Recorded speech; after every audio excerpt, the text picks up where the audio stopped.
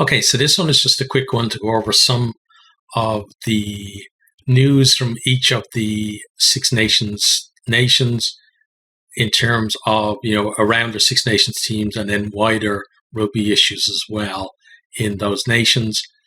We'll have the previews for each of the games probably on Friday as soon as teams are out and stuff. So we'll go more into the games themselves. In those videos, this is just about, who's maybe in and out of squads, that kind of thing. So starting with England, Tom Curry replaces his brother Ben in the England squad. Ben, I thought went fairly okay. He obviously I felt he got a lot of the blame against Scotland, especially for this second Van der Merwe try there. So, he could be one of these players where just that one incident maybe keeps him out of the squad for a while, but we'll see what happens there.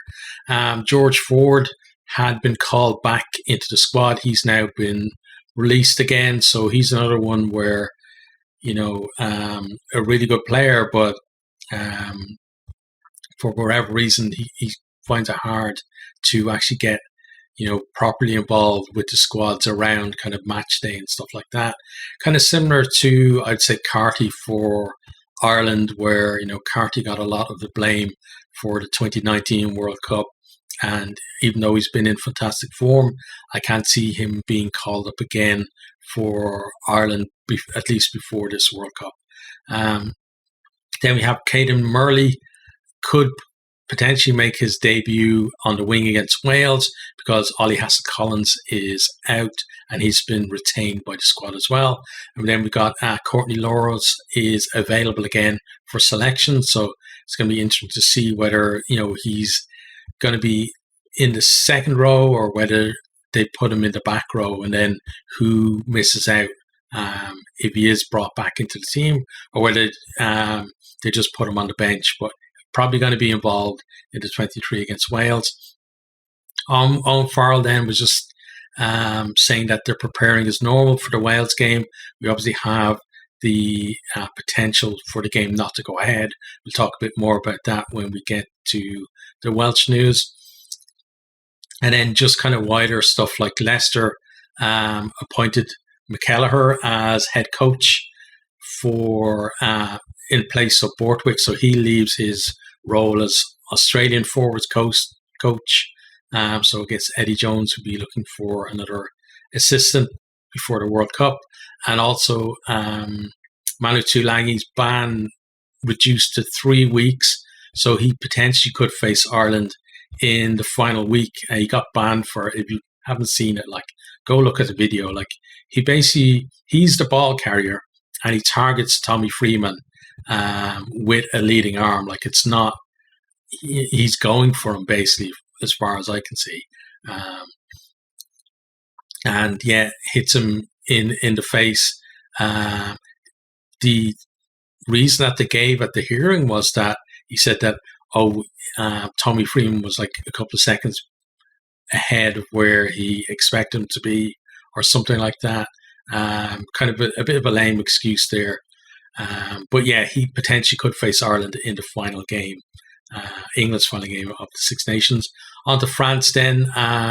Just a couple of things here. Baptiste Serin is called into the squad in place of Le Garrick, who's uncapped, so both of them are scrum halves.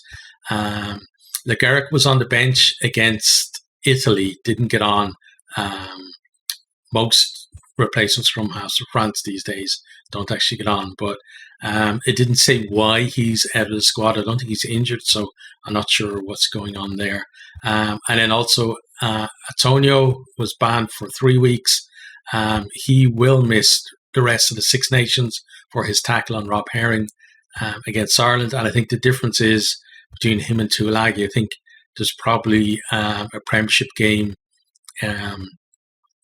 in the kind of follow week for him to serve as ban in, whereas Antonio maybe doesn't have that in the top 14, not sure. Then on to Irish news. So Sheehan and Healy are back and available for selection. Sheehan might actually come back into the starting squad or be on the bench. Healy probably will be on the bench against Italy. Carby was called into the squad as cover for Sexton. You've also got Byrne and Crowley in there as well. Probably expecting actually Byrne certainly to start against Italy, I think.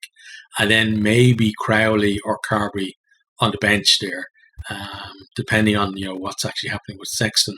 Also, Kieran Treadwell and Scott Penny were called into the squad too. The Scott Penny call-up caused a lot of controversy because he hasn't played that much for Leinster, especially not in kind of Heineken Cup and stuff. Only something like 10 minutes, 15 minutes, and then so it caused a lot of problems with people from other provinces, like some Munster stuff, thinking, well, hang on, we've got players the likes of O'Donoghue, etc., who are playing really well for Munster, who were a lot more experienced at the top level than Penny. No slight on Penny himself in terms of his ability, because he is a very exciting prospect in Ireland. Just some may be thinking that playing for Leinster at the moment makes it easier to get into the Ireland squad than any of the other provinces. So we'll see what happens there. I don't think either way. I don't think he's going to be involved against Italy, but it's just kind of some politics going on in Ireland. Then we have Keith Earls is out of the Italy game. He's got a calf strain, so that's probably would have been a good game for him to come back actually to get a game there. So pity that he's going to miss that. And then James Lowe was just saying that he doesn't think that Ireland have put together a complete 80 minutes yet, which is very true. Hopefully, if they do put together a complete 80 this year, it's going to be in a World Cup quarter final or semi-final or final or wherever. Then just some wider news. Peter O'Mahony has signed a new contract until the end of 2023-24 season. So it's great to see that he'll be there at Munster helping through, those young back rows who were there as well, and maybe around the Ireland squad. I don't know after the World Cup whether he'll still be involved, but if he's playing good enough, then why not?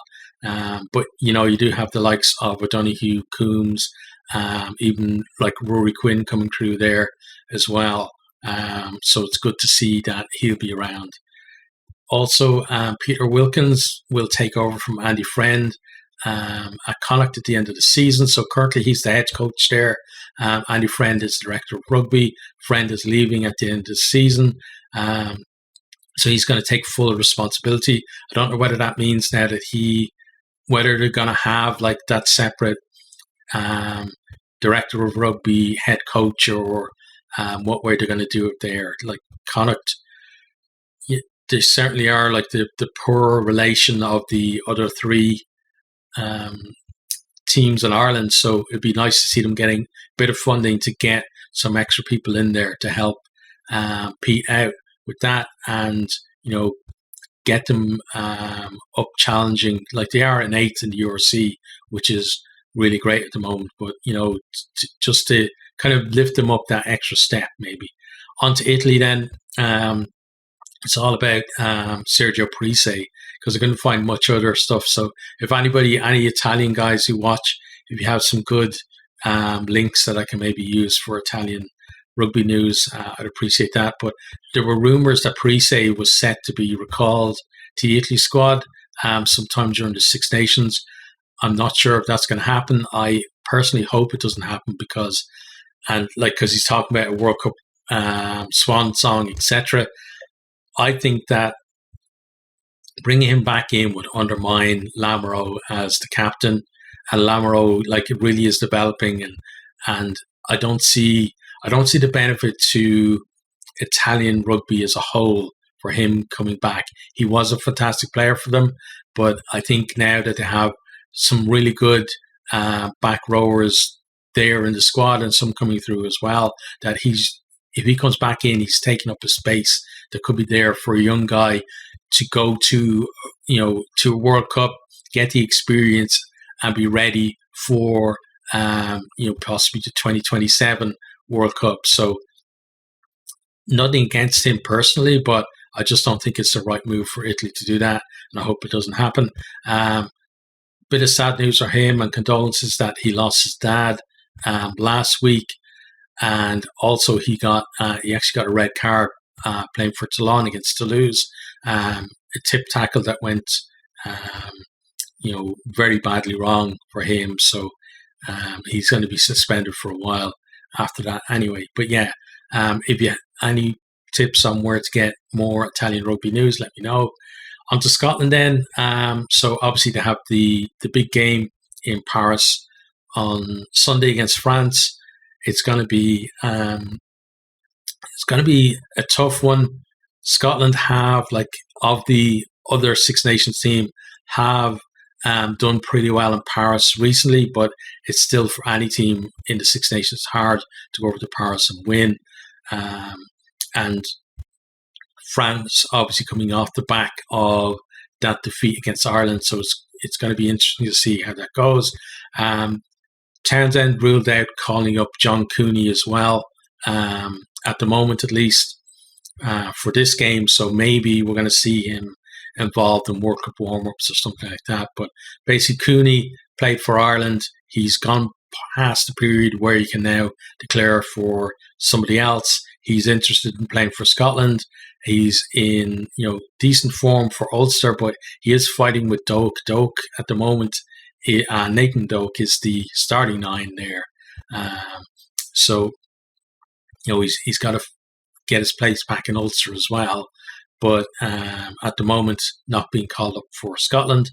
Then Scott Cummings, Simon Bergen, and Stafford McDowell have all been released back to Glasgow to play for Glasgow this weekend against the Lions. So that's a rearranged fixture from earlier on in the season.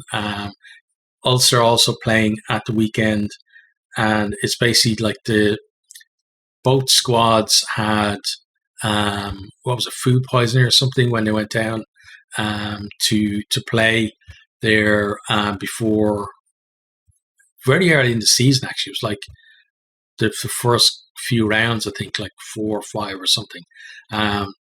So yeah, they're going to play for Glasgow so that they're kept. They're not going to get rusty and stuff. And then also Javan Sebastian, prop, he's going to join Edinburgh from Scarlets at the end of the season. On to Wales then. So today, so we've obviously got the potential strike from the players. If you haven't heard about that, like, you've been maybe living under a rock, but basically there's a big issue between the Welsh Rugby Union, the regions, and the players. And the players are kind of blaming both the WRU and the regions. So it's not just like WRU against everybody else. And basically it is that no financial package has been agreed yet between the WRU and the regions, which means that no contracts can be agreed for players who are out of contract at the end of the season.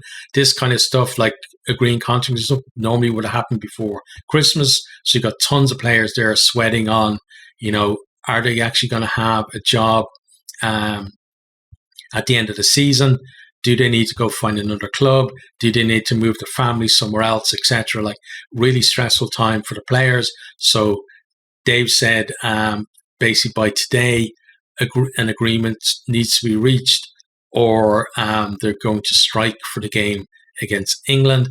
And then also there's potential strikes in the URC as well. So it's not just the national team that's going to be affected by this. So, like, for me, I'm behind the players on this. Like, the WRU are an absolute joke at the moment of a union. Like, we've had all the problems that they had with that guy Phillips, who stepped down before the Six Nations started.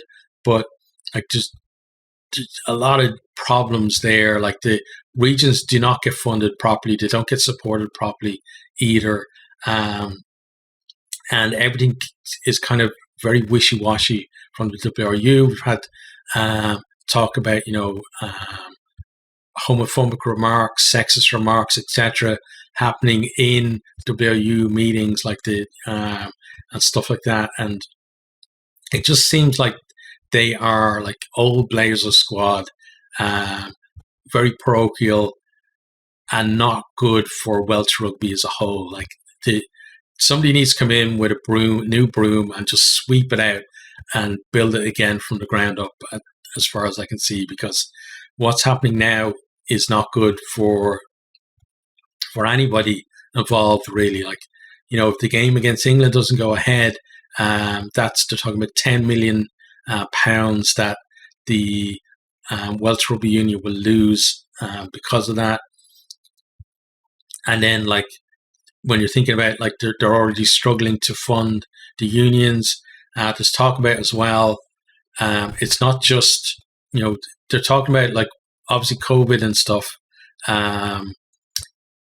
They need to reduce players' salaries, but also there's a debate about this, what's called the Gatlin rule, which is like, if you have more than 60 caps, you can go play in England or France or Japan or wherever and still be called up to represent Wales.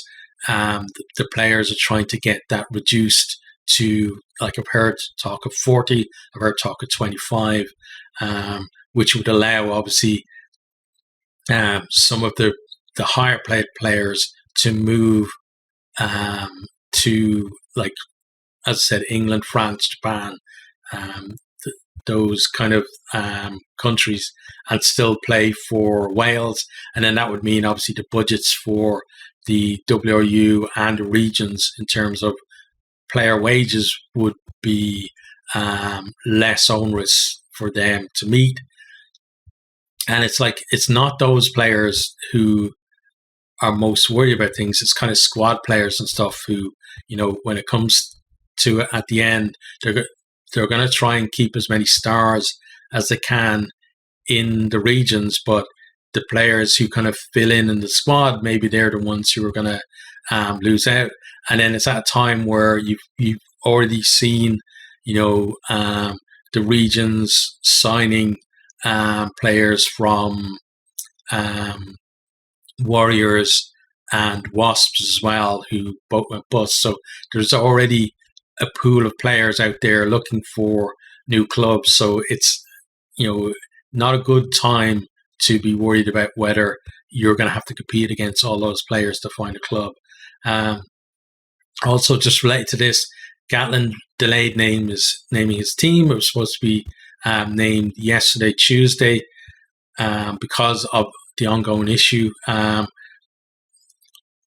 not sure where he stands on this. It sounds like he's kind of on the WRU side of things, but I guess they are his employers. So, but also I understand that his hands are tied. He can't come out the way maybe the players can, talking about stuff like this as well. And then also with the players, there was talk about how a portion of their salary would be performance related as well, but no real indication of clear metrics and stuff like that. And it wouldn't affect coaches, so only players would have to be performance related. So a big mess there, and they need to get it sorted out. And then finally on Wales, maybe kind of related to this, is the fact that Joe Hawkins is signed for Exeter for next season, and he could be the first of many really good players to leave the Welsh regions over the next couple of months.